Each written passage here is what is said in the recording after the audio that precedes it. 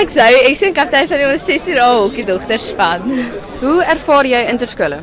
Ag, dis die beste ervaring van die jaar. Dis definitief 'n hoogtepunt vir almal en as jy so in die 3de kwartaal inkom, dan sien jy so uit daarvoor en al die gees. Ja.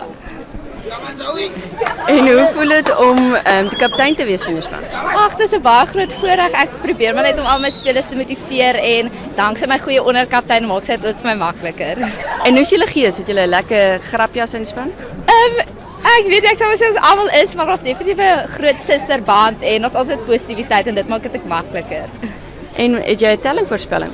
Ek praat uit persoonlike ervaring as ek nou nie wat voorspelling gaan maak nie, want op interskoledag is enigiets moontlik. En het jy 'n boodskap vir jou ander spanne?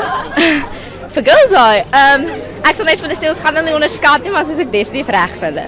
Great, baie sterkte. Dankie.